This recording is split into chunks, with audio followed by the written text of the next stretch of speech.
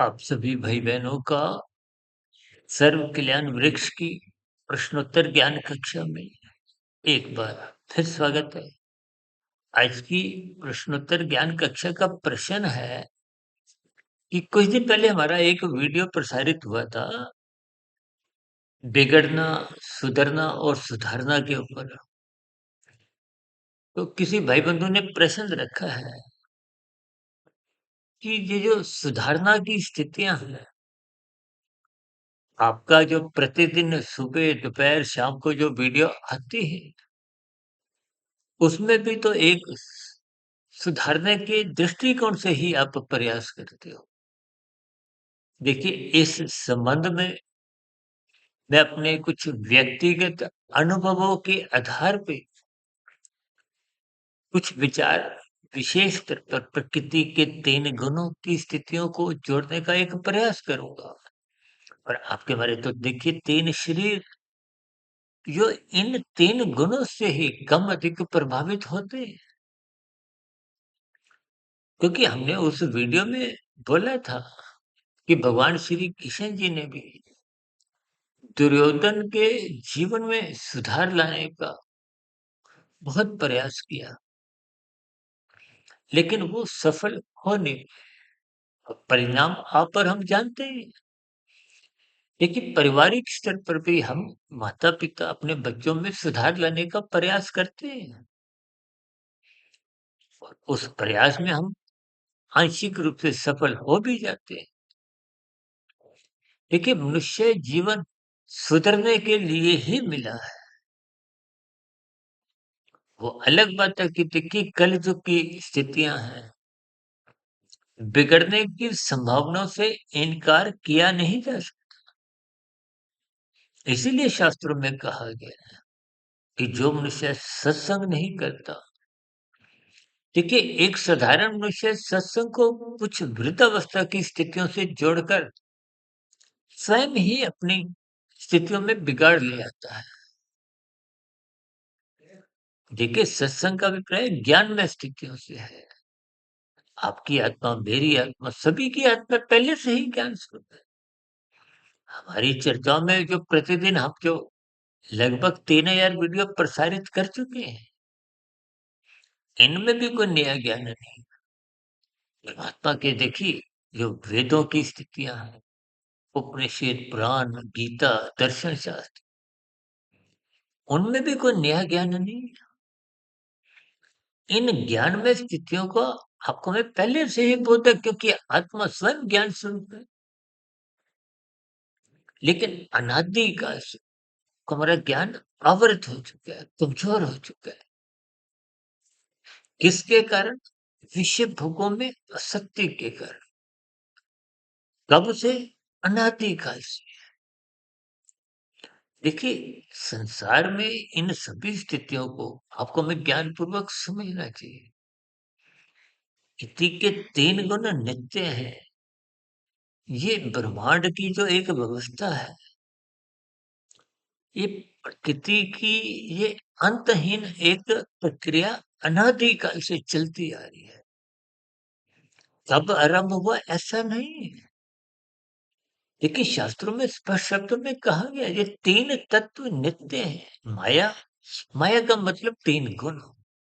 प्रकृति, कुछ भी समझ लो आप, तमोगुण, रजोगुण, सतोगुण। और इसको तो जड़ कहा गया। जड़ माया स्वयं अपने आप में आपको में देखिए एक चेतन स्वरूप सत्ता को बांध नहीं सकती। सर हम उदाहरण देते हैं ना कि आपके हमारे घर में देखिए कुर्सी मेज है, सोफा है, पलंग है। आप उनका संग स्वयं चल के करते हो। वो उठकर आपके पीछे पीछे नहीं भागते, वो तो जड़ स्थितियां है। आपने गीजर ऑन करना है, गर्म पानी चाहिए तो आप ऑन करते हो। फ्रिज में ठंडा पानी पीना है तो आपने फ्रिज को आप सेवा लेते हो। ठीक इसी तरह देखिए भौतिक जगत में ये पदार्थों की दुनिया है। पदार्थों की दुनिया से सुख लेने के लिए आपको हमें क्रिया करनी होती है।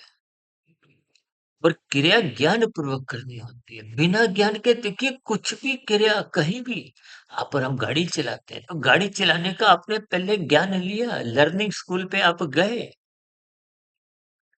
जैसे-जैसे आपको समझाया गया, आपने समझने में पूरा ध्यान लगाया, फिर उसकी आपने अभ्यास किया और आज आप देखिए कार बातें करते हुए भी चलाते हो। ऐसे जो अभी लर्निंग में है, जो अभी सीख रहे हैं, तो देखिए बहुत गंभीर मुद्रा में डर-डर के बैठे होते हैं। देखिए इन सभी स्थितियों को आपको हमें ज्ञानपूर्वक समझना है और ये जो सुधारने की स्थितियाँ हैं, क्योंकि स्वयं दुर्योधन को सुधारने में भगवान श्री कृष्ण जी असफल हुए। देखिए इसको अन्यथा में नहीं लेना। परमात्मा तो देखिए परम एक सर्वोच्च सत्ता है। आत्मा के लिए कुछ भी असंभव नहीं है। लेकिन बात को समझने के लिए कि दुर्योधन की जो एक स्थिति है, उस दृष्टि के आप धृतराष्ट्र की जो एक पुत्र मोह की स्थिति कहो, उसके कारण भी या और भी देखिए, बल्कि मैंने तो एक शास्त्र में कहीं कुछ ऐसा भी पढ़ा था कि दुर्योधन ने स्वयं स्वीकार किया था कि मैं सुधरना तो चाहता हूँ, लेकिन मेरा स्वभाव कुछ ऐसा बना हुआ है कि मैं सुधर नहीं पाता। और वास्तव में ये एक सच्चाई है।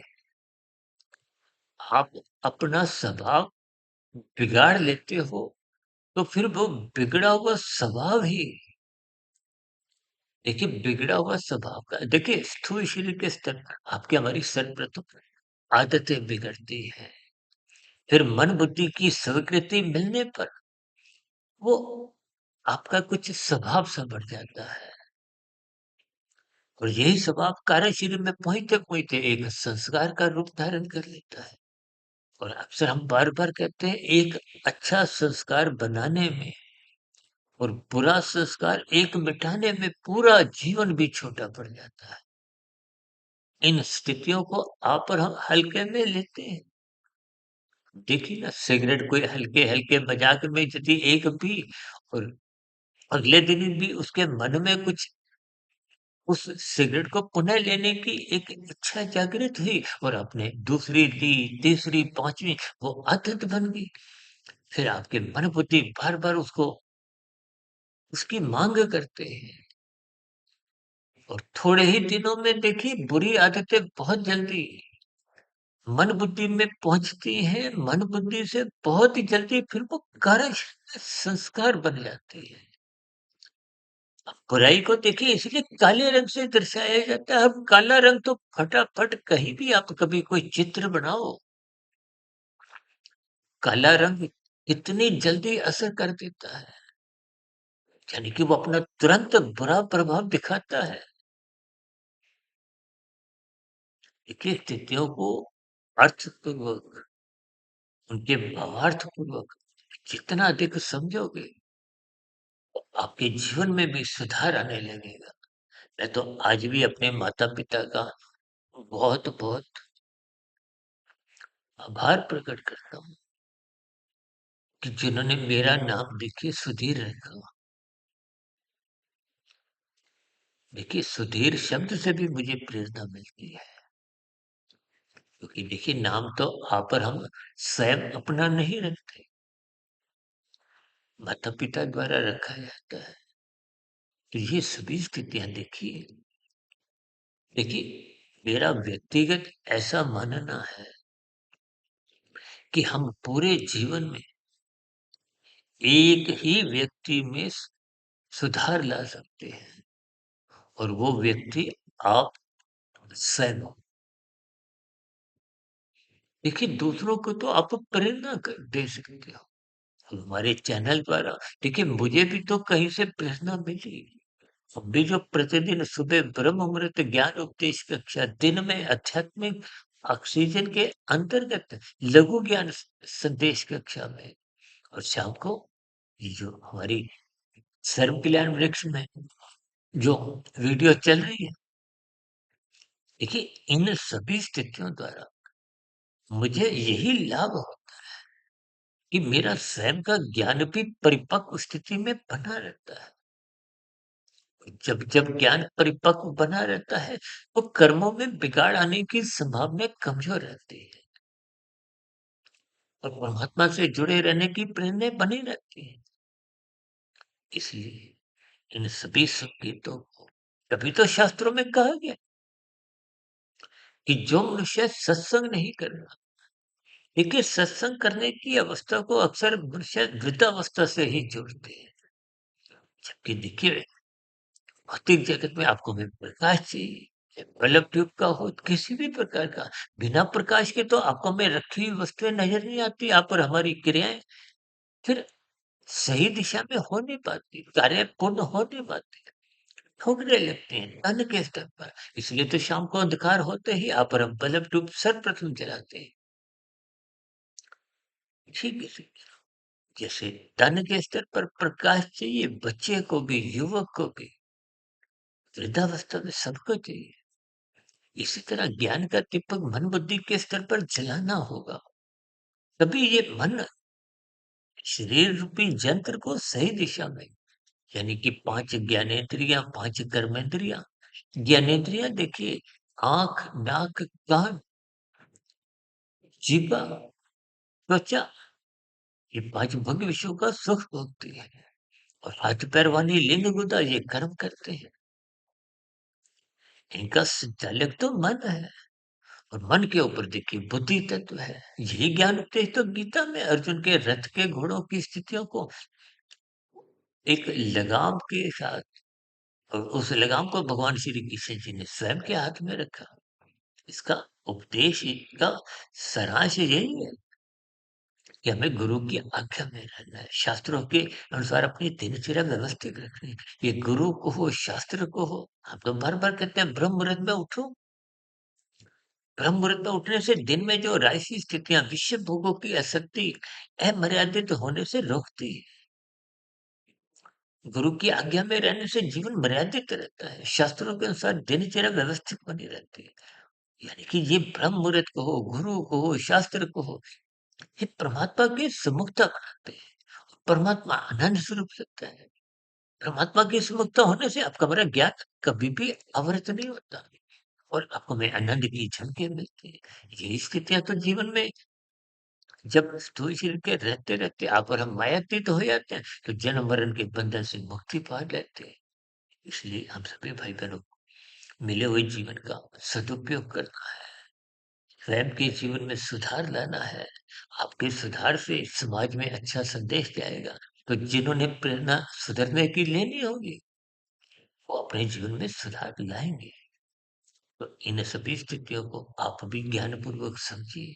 हम सभी भाई-बहनों को अपने-अपने जीवन में सुधार लाते हुए अपने मिले हुए जीवन को सार्थक करें। इन्हीं शुभकामनाओं के साथ चर्चा विशेष को हम यहीं विराम देते हैं। कल सुबह फिर मिलते हैं ब्रह्मवृत ज्ञान उपदेश कक्षा में एक नए विषय के साथ। तब आप सुधीर भाटिया फ़कीर को इजाज़त दें। भी आज की वीडियो संबंधित आपके मन में इस रखे गए प्रश्न से संतुष्टि होगी हो वो ठीक, नहीं तो आपके नए प्रश्न का भी एक स्वागत है। इस चर्चा विषय का भी यही विराम देते हैं। आप सभी भाई बहनों का इस चर्चा विषय को ध्यानपूर्वक, धैर्यपूर्वक, गंभीरतापूर्वक सुनने के लिए बहुत बहुत धन्यवाद।